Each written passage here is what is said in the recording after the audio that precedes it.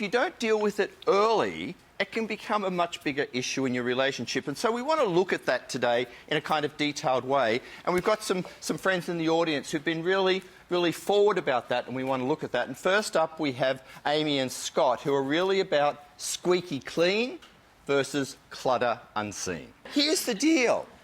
By bringing those out and sharing them and displaying them with honour and respect, maybe you could create a history wall in your house. Oh, that's sweet. When you own everything, when everything is special, nothing is special. And by displaying it with honour and respect, you create a history wall. You need to give a little bit and you need to share a little bit, because at the moment you have yours and mine and you do not have ours. Right. That's what you need to give a little bit. I like this, though. What you need to do with this is you need to set a limit, and you're already well on the way to that. You need to set a limit for the amount of couponing stuff that you will keep. This needs to become a family activity when you go couponing, and you need to decide what couponing articles that your family actually need. You need to decide the limit of stuff you can keep.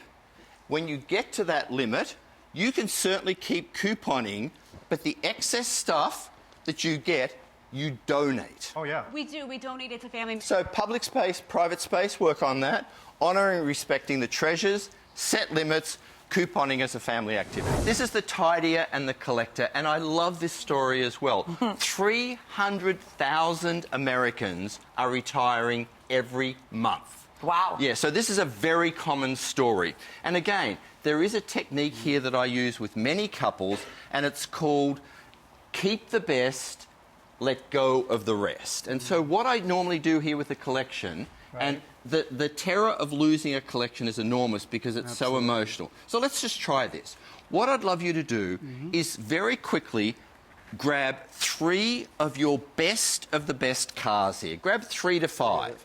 You do this with all of your collections, the fear of losing the best of the collection disappears. Now, step 2 then is to identify people who are closest to you. You have a 2-year window over the next 2 years to let go of your collections.